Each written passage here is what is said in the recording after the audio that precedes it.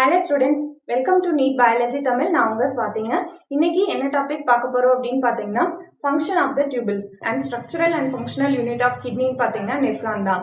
அந்த nephronல பாத்தீங்கன்னா நிறைய tubulesல வந்து இருக்குங்க. அதாவது proximal convoluted tubule, loop of Henle, distal convoluted tubule and collecting duct. இப்போ ஒவ்வொரு tubulesோட function என்ன அப்படிங்கறத பார்க்கலாம். அத பாத்தீங்கன்னா glomerulus-னா என்ன? Afferent and efferent arterial-ஓட plexus of அந்த blood vessel தான் glomerulus அப்படின்னு சொல்லுவோம். அதுக்கு பக்கத்துல உள்ளது பாத்தீங்கன்னா ஒரு கப் ஷேப்டு ஸ்ட்ரக்சர் இருக்குல்ல, அது பவுமன்ஸ் கேப் அப்படின்னு சொல்லுவாங்க. சோ இந்த பவுமன்ஸ் கப்பும் இந்த குளோமருலஸும் சேர்ந்ததுதான் மால்பீஜியன் பாடி அப்படின்னு சொல்றாங்க. இதுக்கு பக்கத்துல உள்ள ஸ்ட்ரக்சர் பாத்தீங்கன்னா ப்ராக்சிமல் கன்வல்யூட்டட் டியூபிள். இந்த ப்ராக்சிமல் கன்வல்யூட்டட் டியூபிள் பாத்தீங்கன்னா which is made up of simple cuboidal brush border epithelium.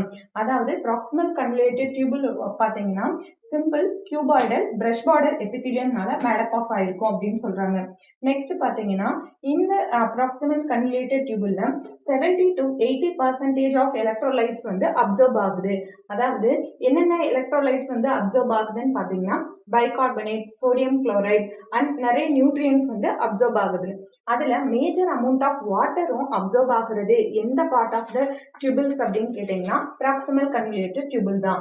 Okay, proximal convoluted tubule பாத்தீங்கன்னா இந்த மாதிரி அப்சார்ப்ஷன் மட்டும் பண்றது இல்ல எலக்ட்ரோலைட்ஸையும் வாட்டரையும், and also helps in pH and ionic balance of the body fluid. நம்ம பாடி ஃப்ளூயிட்ல வந்து pH அதாவது அமில காரத்தன்மையை மெயின்டைன் பண்ணும் அப்படின்னு சொல்றாங்க.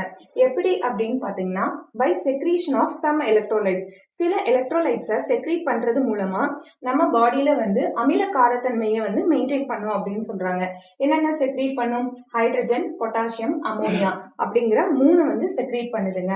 ஹைட்ரஜன், பொட்டாசியம், அமோனியா வந்து செக்ரீட் பண்ணும்.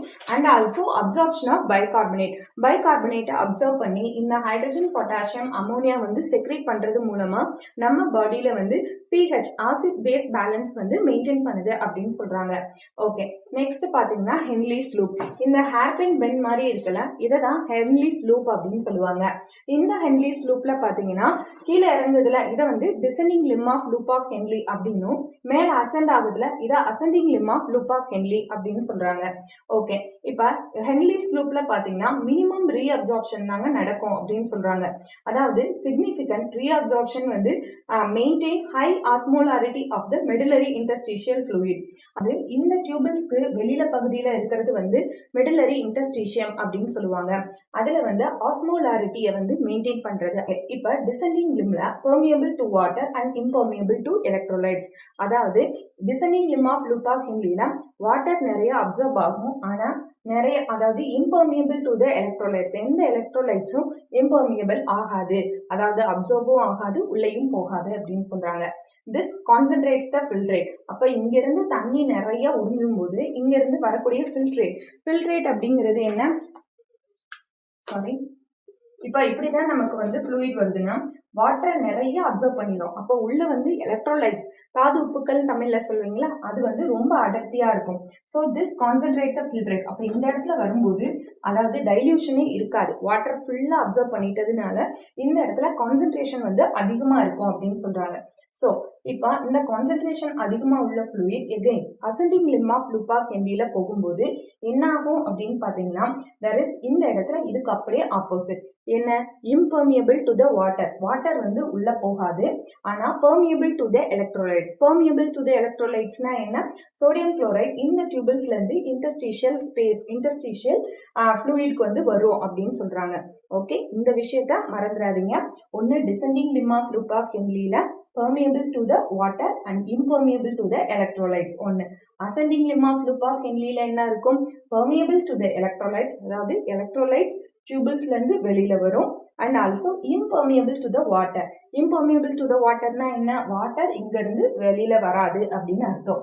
ஓகே, அப்படின்னா இங்க இருந்து ஃப்ளூயிட் இப்ப சோடியம் குளோரைடை வந்து ஃபுல்லா வந்து நம்ம உறிஞ்சி வெளியில வச்சதுக்கு அப்புறம் எகைன் இந்த ஃப்ளூயிட் பாத்தீங்க அப்படின்னா மேல அசெண்ட் ஆகி இந்த டிஸ்டல் கன்வல்யூட்டட் டியூபிள்க்கு வந்து போகுங்க. டிஸ்டல் கன்வல்யூட்டட் டியூபிள்ஸ்ல என்னென்ன விஷயங்கள் நடக்கும் அப்படின்னு பாத்தீங்கன்னா ஒன்னு reabsorption of sodium and water. இந்த ஸ்ட்ரக்சர் வந்து டிஸ்டல் கன்வல்யூட்டட் டியூபிள் அப்படின்னு சொல்றோம். இந்த இடத்துல மிக முக்கியமா பாத்தீங்க அப்படின்னா வாட்டர், தண்ணி வந்து ரீஅப்சார்ப்ஷன் ஆகுதுங்க, அண்ட் ஆல்சோ சோடியம் குளோரைடு வந்து ரீஅப்சார்ப்ஷன் ஆகுது அப்படின்னு சொல்றோம். எப்போ நம்மளுடைய ப்ராக்சிமல் கன்வல்யூட்டிவ் டியூபில் எப்படி major amount of water and sodium chloride reabsorption ஆச்சோ லைக் தட் டிஸ்டல் கன்வல்யூட்டிவ் டியூபிலையும் வாட்டர் அண்ட் சோடியம் குளோரைட் வந்து ரீஅப்சார்ப்ஷன் ஆகுது அப்படின்னு சொல்றாங்க. ஓகே, அதுக்கப்புறம் செக்ரீஷன். இங்க என்ன செக்ரீஷன் ஆகும் அப்படின்னு பார்த்தீங்கன்னா பொட்டாசியம், அமோனியா அண்ட் ஹைட்ரஜன் இது வந்து செக்ரீட் ஆகும். எதுக்கு அப்படின்னு பார்த்தீங்கன்னா to maintain the pH and acid base balance. அதாவது அமில காரத்தன்மையை மெயின்டைன் பண்றதுக்காக இந்த டியூபுலார் செக்ரீஷன் வந்து ஹெல்ப்ஃபுல்லா இருக்கும்னு சொல்றாங்க. அண்ட் ஆல்சோ பைகார்பனேட்டோட அப்சார்ப்ஷன், அதாவது pH அண்ட் ஆசிட் பேஸ் பேலன்ஸை மெயின்டைன் பண்றது எது அப்படின்னு பார்த்தீங்கன்னா secretion of potassium, ammonia and hydrogen and also reabsorption of bicarbonate. பார்த்தீங்கன்னா கலெக்டிங் டக்ட், இந்த ஸ்ட்ரக்சரை தான் கலெக்டிங் டக்ட் அப்படின்னு சொல்றாங்க. இந்த கலெக்டிங் டக்ட் எங்க இருந்து எக்ஸ்டெண்ட் ஆயிருக்கும் அப்படின்னு பார்த்தீங்கன்னா cortex to the inner parts of the medulla. நம்ம கிட்னியில பார்த்தீங்கன்னா ரெண்டு ஸ்ட்ரக்சர் இருக்குங்க. வெளியில உள்ளதை கார்டெக்ஸ் அப்படின்னு சொல்றோம், உள்ள உள்ளது மெடுலா அப்படின்னு சொல்றோம். கலெக்டிங் டக்ட் பார்த்தீங்கன்னா கார்டெக்ஸ்ல இருந்து உள்ள மெடுலா வரைக்கும் எக்ஸ்டெண்ட் ஆயிருக்கும் அப்படின்னு சொல்றாங்க. நெக்ஸ்ட் பாத்தீங்கன்னா இந்த கலெக்டிங் டக்ட்ல ரீஅப்சார்ப்ஷன் ஆஃப் வாட்டர் வந்து நிறைய ரீஅப்சார்ப்ஷன் ஆகுங்க இந்த கலெக்டிங் டக்ட்ல. And also absorption of urea to the medullary interstitium to maintain the osmolarity. அதாவது இங்க வரக்கூடிய ஃப்ளூயிட்ல வாட்டர் மேஜர் அமௌண்ட் கலெக்டிங் டக்ட்ல அப்சர்வ் ஆகும் and also absorb the urea வந்து அப்சர்வ் பண்ணி இந்த மெடுலரி இன்டர்ஸ்டிஷியம்க்கு வந்து கொடுத்துருங்க. எதுக்கு அப்படின்னு பாத்தீங்கன்னா டு மெயின்டைன் த ஆஸ்மோலாரிட்டி. இங்க இருந்து அப்சர்வ் ஆன யூரியா பாத்தீங்கன்னா again ascending limb of loop கென்லில அப்சர்வ் ஆகி இப்படியே வந்து ரொட்டேஷன் ஆயிட்டே இருக்கும். எதுக்கு அப்படின்னு பாத்தீங்கன்னா to maintain the osmolarity. Urea வந்து பாத்தீங்கன்னா மேஜர் அமௌண்ட் ரீஅப்சார்ப் ஆகாது, மினிமல் அமௌண்ட் வந்து ரீஅப்சார்ப்ஷன் ஆகும் அப்படின்னு சொல்றாங்க.